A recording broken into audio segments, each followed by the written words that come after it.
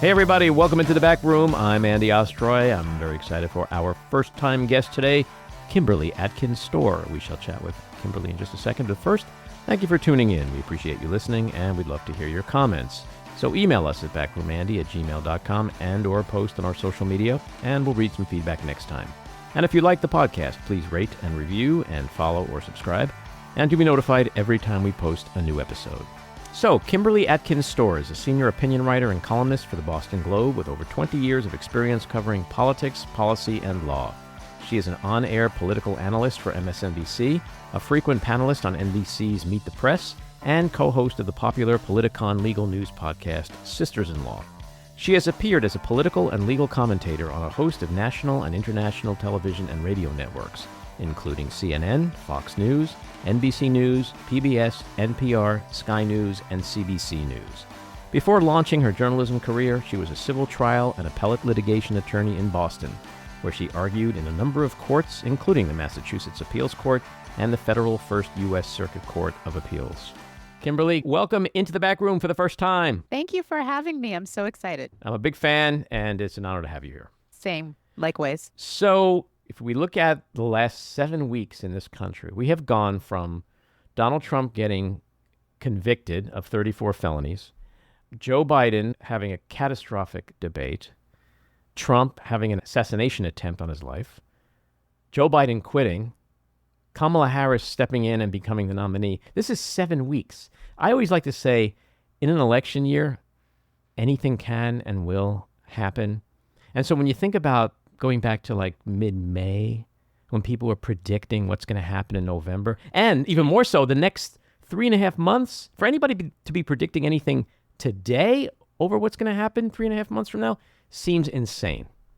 I think that's exactly right. And I feel so smart that because I got out of the prediction game like so long ago, because, I've been burned before, and I realized that we are just in such a politically volatile time that I think it's a fool's errand to try to make predictions, even still.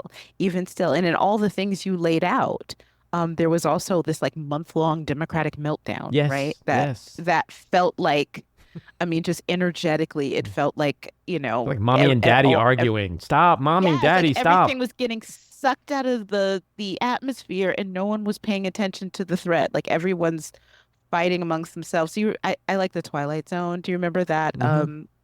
What was it? A invasion on Main Street or visitor on Main Street or something like that, when the whole town turned on each other and the aliens were up top saying, oh, this is exactly what we planned. I felt like that's what was happening to democracy. Yeah. While, the anti-democratic forces were just like, yeah. Sure. It was like 3 weeks in the media of Donald Trump, I'm going to blow up the world. Wait, hold on a second, because Joe Biden just mispronounced a name.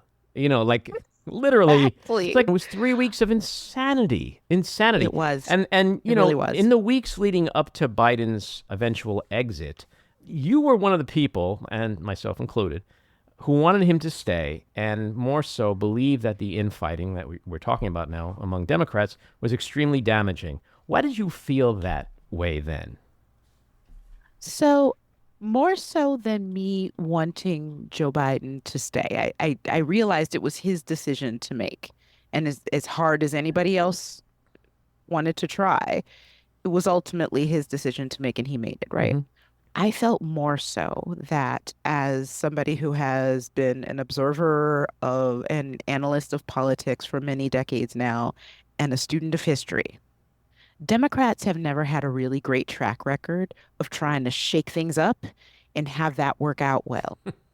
They also don't have a great track record of not getting scared and making decisions that might not be the best in the long run out of fear.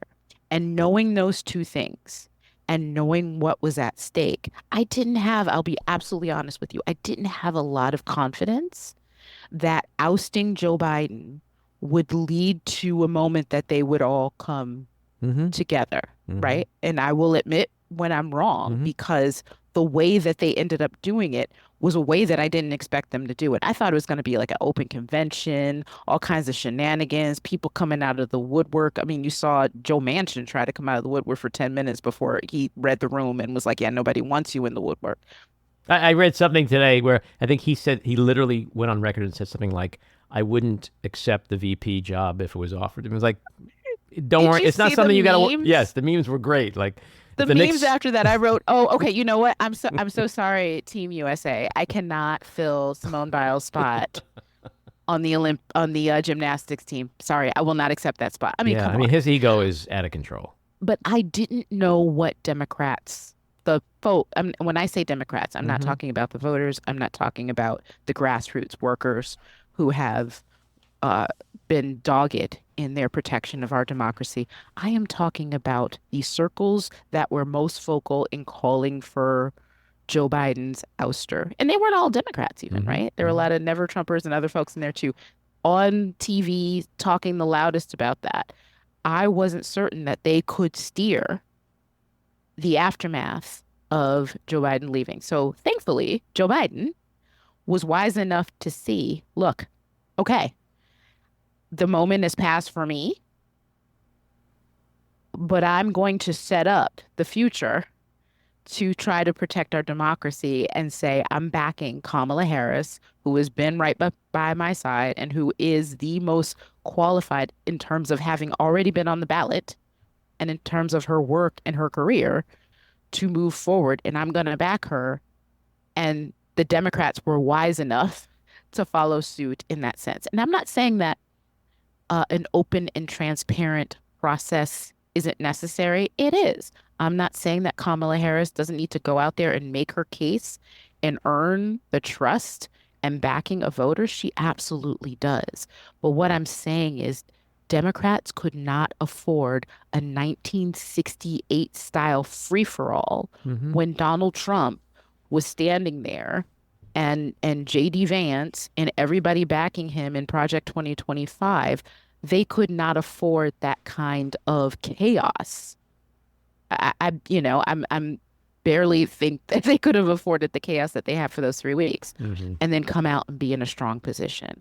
So the fact that the rank and file, the people who understand what is at stake have been so hard at work since he stepped out because they know the assignment has been so rewarding and so wonderful to see um, that I feel a little better now. But there's still a lot of work to be done to protect our democracy. This isn't over. Mm-hmm. Yeah, it's so true. And I'm one of those people that are happy to say my worst fears were unproven and I was Mm. wrong. And I'm real happy to see the party and at least grassroots donors for now coalescing around her as quickly as they did. But there's a part of me that's still trying to reconcile my feelings about what happened to Joe Biden and Yeah, how it happened. And we know from reports that he was livid that weekend. He was pissed yeah, off because he felt abandoned. I mean, here's a guy who sacrificed 50 years of his life, often through great personal trauma, being a widower, being a father of a dying son, and in the end was kind of treated pretty crappy by his own party that he yeah. served. And, from the big donors who some believe kind of blackmailed him, like, if you don't get out, there's no money. And he had to go. Like, it wasn't, when you think about legacy, that was his big, the big argument was used against him legacy. What do you want your legacy to be? Right. And that's going to work out really well if Kamala Harris wins, right? Because then he will be the patriot, selfless, put his country before his ego and all that. And that's great. Right. But if she loses, uh, I'm no presidential historian, but I can guarantee you that his legacy will be that of a doddering old man who let himself be pushed into quitting by the party elites and the media amid the most critically consequential election in our history, which ushered in a second Trump term. And so there's a sadness about him and how history may or may not judge him. I think that that is definitely true. I mean, there are the contrast between Joe Biden and Donald Trump is stark in so many ways, but one of uh, the biggest areas is the fact that Joe Biden is a public servant through and through. He did what he did because he cared about it. He did what he did despite, as you said, his own um, the tragedies that he experienced himself. In fact, he called upon those feelings in his service. Remember when he was first elected and he held that ceremony in honor of the COVID victims Mm-hmm. after the horrific botched response from the Trump administration. And he talked about loss and he talked about his understanding of it and what it meant. It wasn't just saying, hey, yeah, I brought us out of COVID and ring it up as some sort of success story. He was empathetic with a nation Sure. that suffered. They suffered. They lost loved ones. They lost jobs. They lost their livelihoods. They lost so much. Mhm. No, I You didn't remember see in those that. And speeches, he would literally say, like, "And you have a seat at your kitchen table that's now empty." absolutely, absolutely. And he So knew he what that got meant and that. felt like, He firsthand. did. So I really hope that we as a nation will be wise enough to not either, regardless of how this election turns out, either blame him for, being old or blame him for not getting out fast enough or for quitting or for whatever we tend to do in retrospect, right? In those times. I hope that we don't do that, but I'm equally worried that now the job of beating Donald Trump was, and again, I think that Kamala Harris is an outstanding candidate. I think that she has proven herself more than ready to be a not just a good president, but a great president. Hmm. And I think the contrast between her and Donald Trump is certainly stark. But I also know that the electorate is going to electorate sometimes. And if Donald Trump wins, what I don't want is for the Black woman who had the unbelievable, extraordinary task of ramping up a campaign in 3 months to the general to suddenly become the next. Oh, well, America wasn't ready, and I knew that we can never. I mean, because that will be damaging not Hmm. just our democracy, not just to her unfairly, but it will make the lives of folks like me so much harder in this nation in a way that none of us deserve. Hmm. And so I really want Democrats um, be uh, to be cognizant of that and to also be cognizant of the fact that yes, we there has been this swell of support. A lot of it has been driven by Black women, Hmm. the same block of the Democratic Party that put Joe Biden in 2020 that, when other folks were fighting between, Buttigieg and Sanders and the Black women in South Carolina said, give it here, give it here. We got to save democracy. We're not here for that. Boom, Biden. Hmm. That's who it Hmm. is, right? Again and again and again, Black women have saved us, but Black women are not the nation's saviors. They're not the nation's political mules. So don't put this work on them. Don't put uh, fending off the racist and misogynistic attacks on the Democratic candidates on Black women.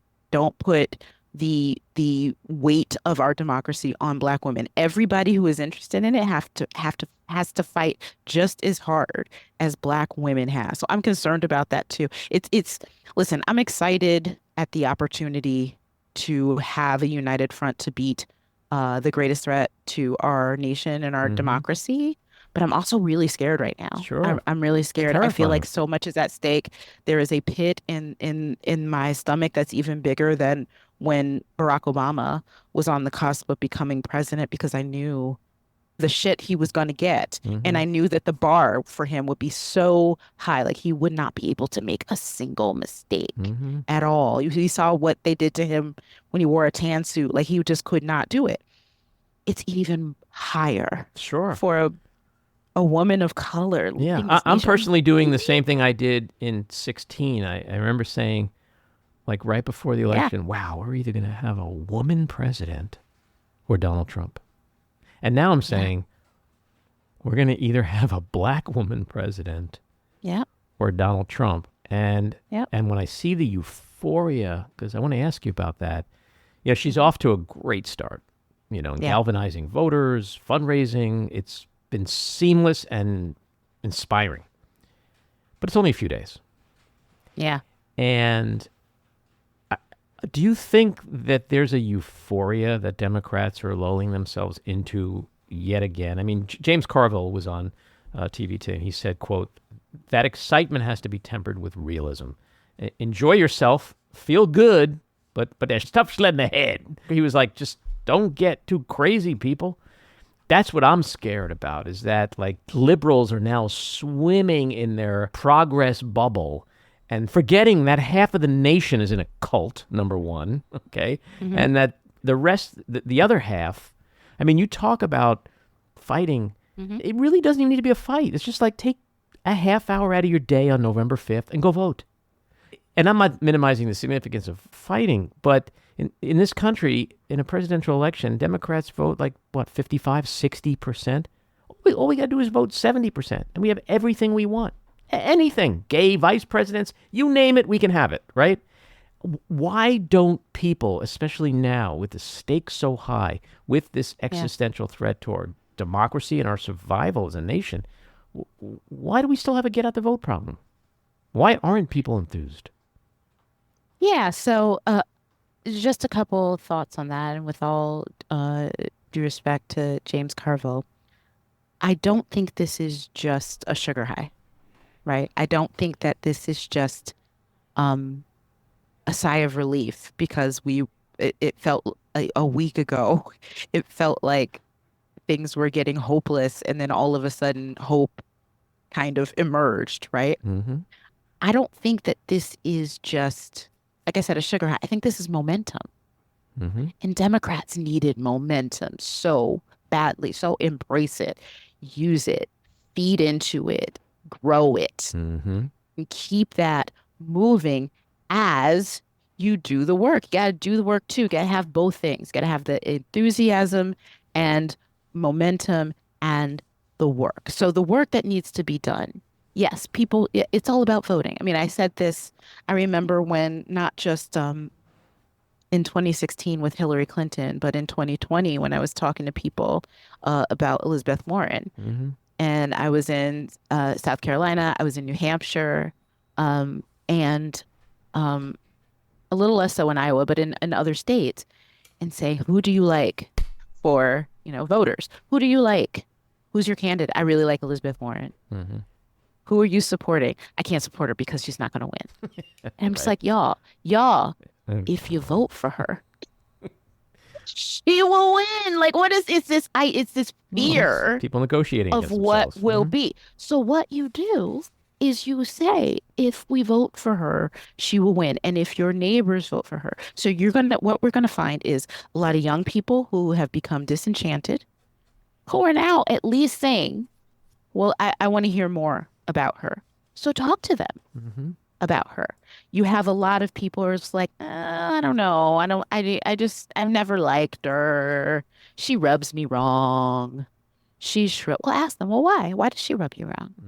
This is why I like her. She was very strong. Like, she led the White House response after Dobbs was overturned in terms of protecting reproductive rights. She has been one of the first prominent Democrats to fully support marriage equality. It was back when folks like Barack Obama were still talking about civil unions.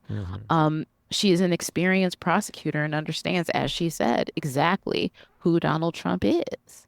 She is somebody who has won local, state, and national races. Wait, she's a really strong candidate. You mean she's not a DEI hire?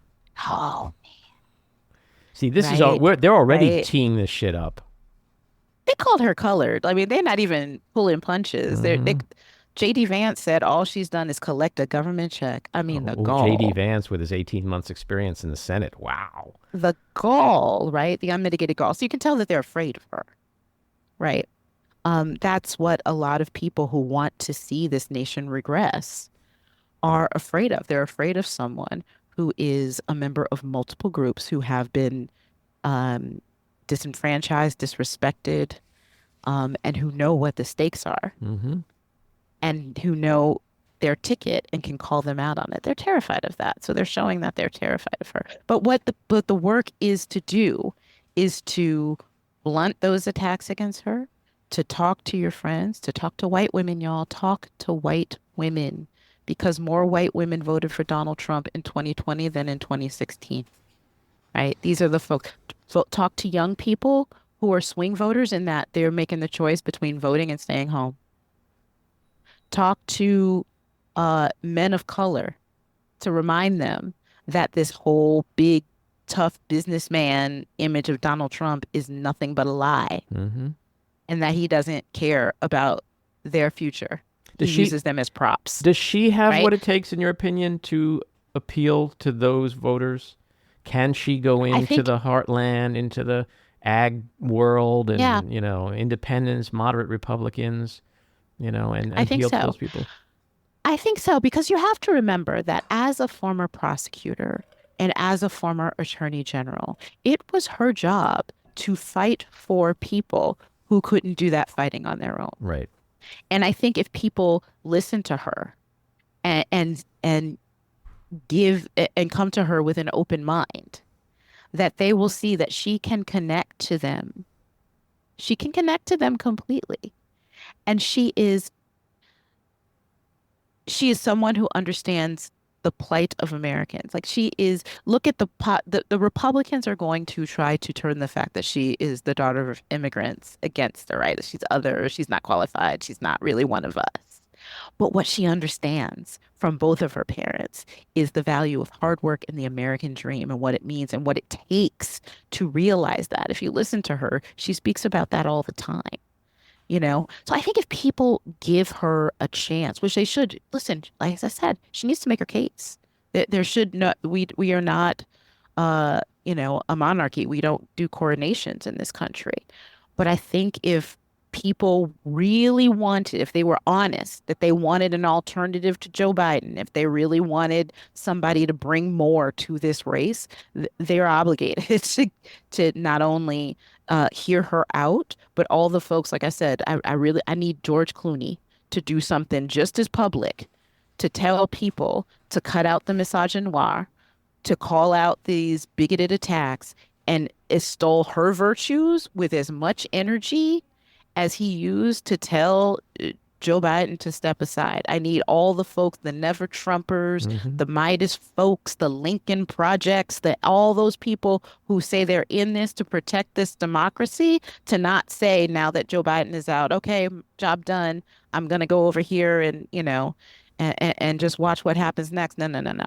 Same energy. Mm. Same energy. If this is what you wanted, then fight for it to the finish line. Yeah. I need all the people on board. I think you're gonna. That's what I I would think you're like gonna to see it, see. and we're seeing it already from the LPs and Midas types. Yeah. But I do have Clooney on my list of questions because I wanted to ask you, like, do you think he's gonna, like, okay, all right, George, you got what you wanted. Now what? What are you gonna write about now? I don't know. I don't know if he's Yeah. gonna, because it's not as much fun, I guess. Perhaps I don't Right. know. He has his nice little Italian villa to Escape retreat to. to, yeah. Yeah, I have always I will say I hope my husband doesn't get mad at me, but like I have always said, I used to say that Clooney was my hall pass, but he's not as hot as he used to be. I think I might be leaning more toward Lenny Kravitz. But yeah, Much I would better love to choice. see George Clooney come out with a little more than just his endorsement Right. that he told to Jake Tapper. I'm going to need him to do something a Well, little you more bring the house full-throated. down. Okay, now what do you do to rebuild it? Exactly. It's a two-part process. You mentioned a couple of things that I found really interesting with bodily autonomy, reproductive rights, Dobbs, which I think is not necessarily a sleeper, but you don't hear much talk about it, but it impacts almost every election. But if Harris stays focused like a laser on that issue and the part about her being the prosecutor, because times change and things change. 4 years ago, being a prosecutor was a liability for her. With where the country has moved in terms of crime and the border, etc., being a prosecutor in a way, especially running against a convicted felon, I think it's an asset now. And if she uses that wisely to, like what you said about fighting for people because they can't fight for themselves, or fighting against Donald Trump, or fighting for young people, for students, so that, the people with the guns won't be in school. You'll be in school, but the shooters won't. Like, if she can Yeah. craft that kind of narrative where that legal background, prosecutorial background really is heightened as an asset, then I think she's home free. I want to ask you about immigration, though, because that seems to be a weight around the Democratic Party. It's obviously was a sore spot with Biden. She's being inaccurately labeled as the immigration czar. That's the new thing. That wasn't her job. How do you think she gets around that? So I think and I think she is a good enough messenger to make clear what the Biden administration's record has been on immigration.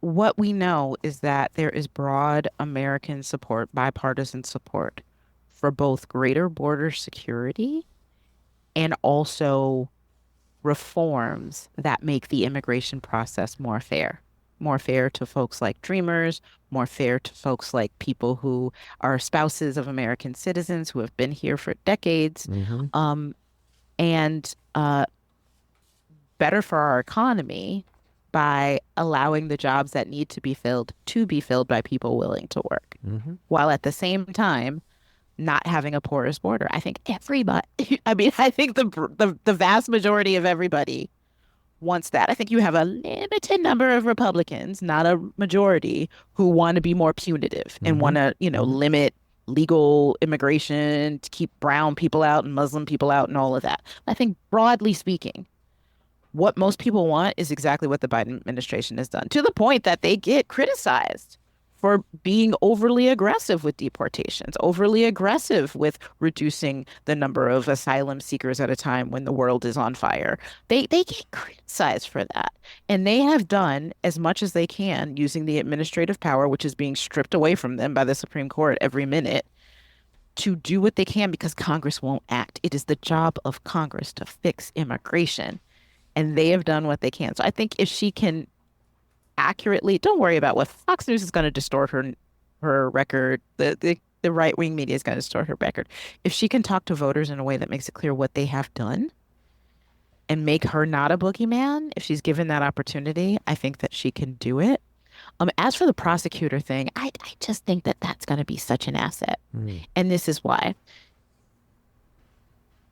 Number one, most of the people who care about democracy and understand democracy are really frustrated right now that the judicial system seems to have failed to hold Donald Trump accountable for what he has done Mm-hmm. to attack our democracy.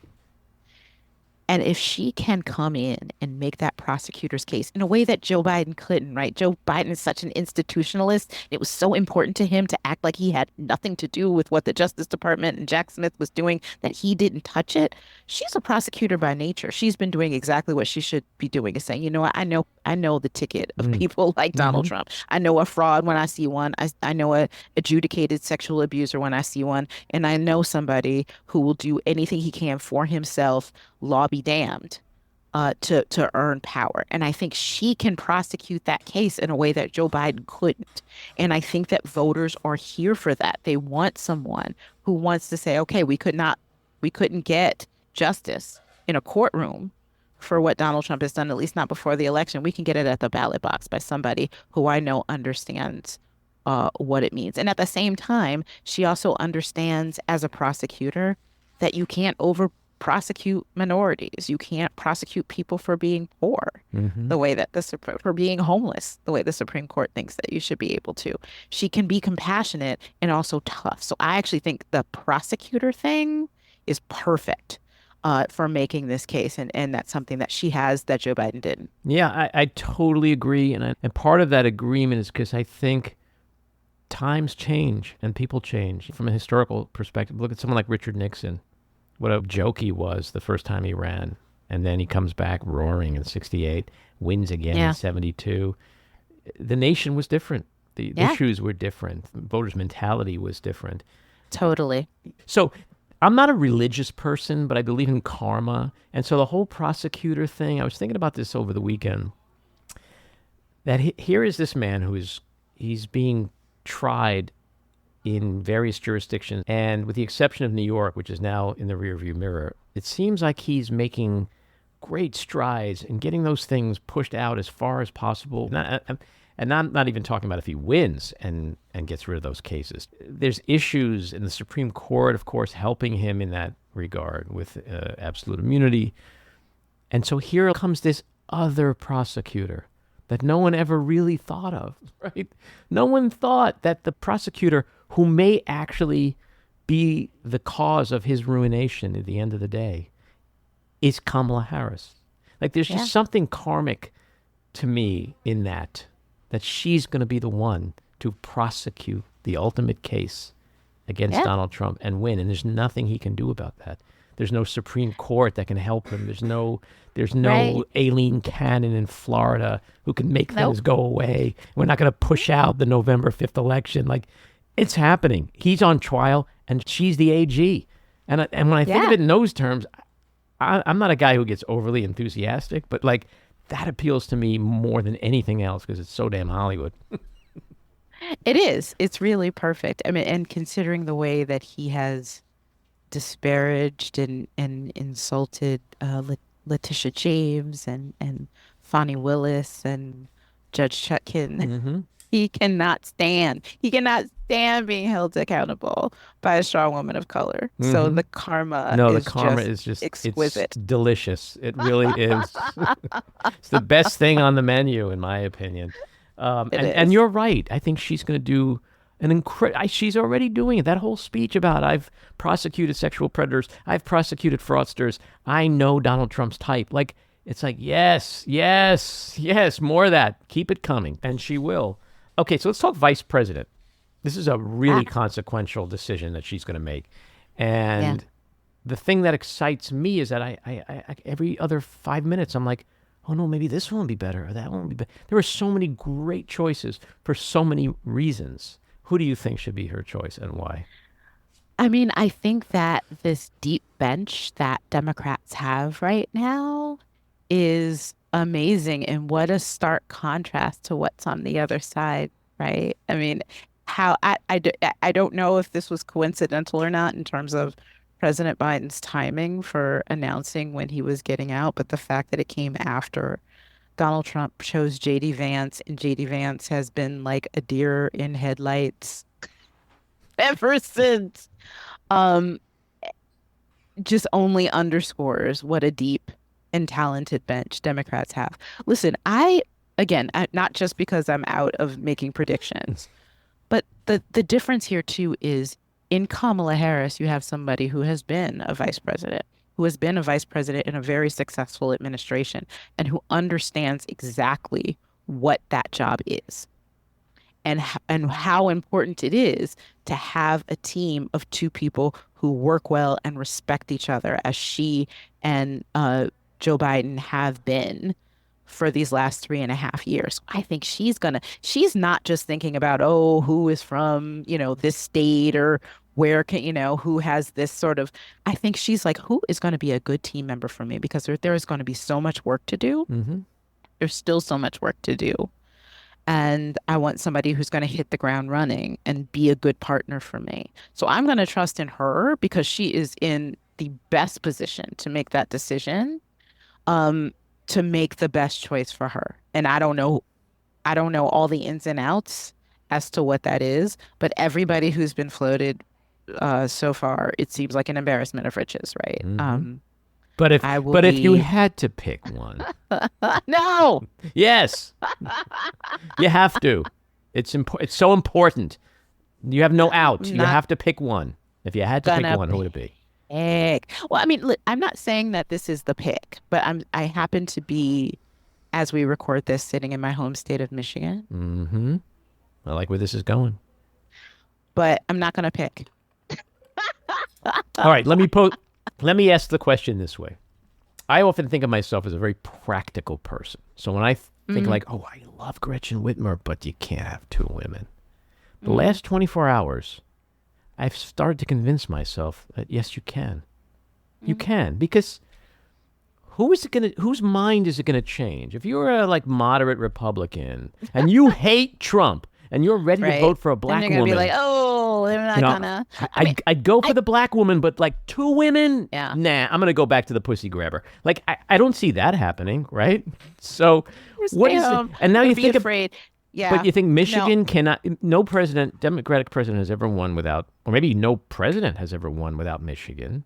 such an Yeah. important state. It's got way more electoral votes than Arizona has. Not as many as Pennsylvania, but Yeah. and maybe with reproductive rights and all the issues we're dealing with, maybe Certainly with that. that's the contrast right there. It's time for So women.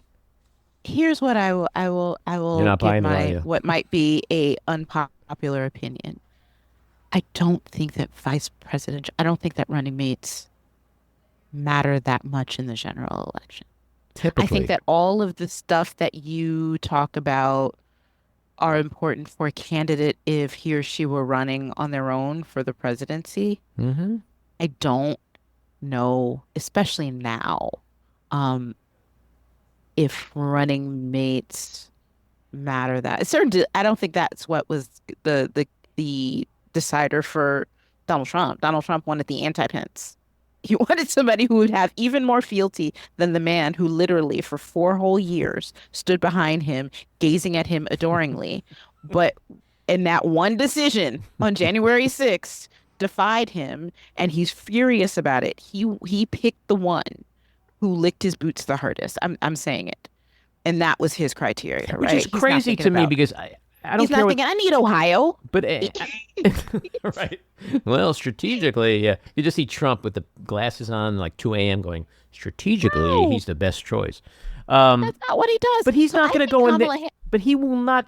J.D. Vance is not going to go into that chamber in 2029 and break the law for Donald Trump. It's just not going to happen. So I don't understand why he picked J.D. I'm Vance at glad you're all. that confident. I don't know. JD Vance has not proven himself to be He's a politically someone who I think is expedient. a reliable person. Well, He's that a is little too true. malleable. So I don't know what he will do. But what I do know is that Kamala Harris understands the gravity of this office and what it takes Hmm. and how important it is to have a solid team member. And she's going to make her decision based on that. But I think that among the names that have been floated, she really can't go wrong. I agree with that. As we get down to our final minutes here, tell me about the Sisters-in-Law podcast. Yes. Hashtag Sisters-in-Law. We are a podcast that came out of the fact that the four of us, Jill Wine-Banks, Barb McQuaid, Joyce Vance, and I were on MSNBC doing what we do, analyzing law as four lawyers, and the viewers rather, came up with that hashtag to describe us. So we thought, oh, let's do a podcast. And we started after the 2020 election. We thought, oh, is there still going to be stuff to talk about after the Trump administration? And oh boy, has there been a lot to talk about. And it's been really gratifying to have the success that we had. We won a Webby this year, the People's Wow, Voice awesome. Webby, for Best Political and News Podcast. So it's been a wonderful ride. I so love and respect all of them. When we get together each week, it's as cathartic for us as it is um, enlightening for our listeners. And it's just been a really, really great ride. Well, that's awesome, and congratulations on that. Thank I think you. Jill is going to do my podcast soon. We've been talking. Oh, Jill is the best. Yeah, and so I love her so much. Being able to become friends with her and talk to her and all of her experience. She really is the most interesting person she in is America. really a fascinating person. My last observation is on predictions. And I agree with you. I've stopped making predictions. But when I do make them, I make them so outlandish. Like if I was at a horse track, I pick the 50-1 shot because you got nothing to lose, right? But if it comes in, you Yep. look like a genius. So I said Donald Trump Jr. was going to be the vice president for Trump. I obviously was wrong on that.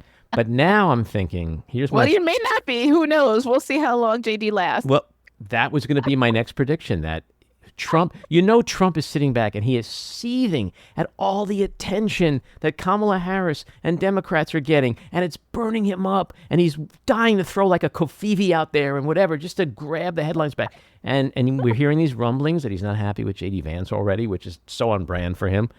And I'm thinking he's going to dump J.D. Vance and like sort of just like outblack the Democrats. He's going to do something with like Byron Donalds or Tim Oh my Scott's God. going to come back in, and he's going to be like, see, I'm making progress too, and then try to grab all the headlines because that would be so Trumpy. Or Junior. I'm not done It with could be Junior yet. Junior. It could be. He again, he wants fealty Yeah. above everything. Well, And Junior would be so the only I, one he knows without any doubt whatsoever would go into that chamber in right. 2029 and do that. If he actually were even the slightest bit of a strategist, what Donald Trump would have done a long time ago would have said, promised Nikki Haley anything in the world she wanted to be on that ticket because she was still pulling 20% after she dropped out. Right? That's what tells me he's not a political. He's not a No, strategist. I think the That's jury not is not. like my little nephew could have figured out that that's what he was supposed to do, right? So the fact that he didn't do that, pick this woman of color to lock up and make what would have been a formidable ticket, tells me he's just looking for fealty. He has so much ego that he thinks he doesn't need somebody else to win. He just needs somebody to I alone. not lose it for him or not, you know. I alone. Yeah. I alone can do it. My So very last question. It's a window into the soul question. Nothing better than music to get a window into someone's soul. Give me your top 5 musical artists of all time. of all time, oh my goodness. So Prince, Aretha, Stevie. Mm-hmm. Of all time, I love the Beatles. You know who I just interviewed? The original drummer, Pete Best. Oh my God, oh my goodness, I'm gonna listen to that. I posted it yesterday. It was an hour I haven't of listened to it yet. goosebumps. Oh my goodness. So, all right, you got 4. I'm One more. so excited.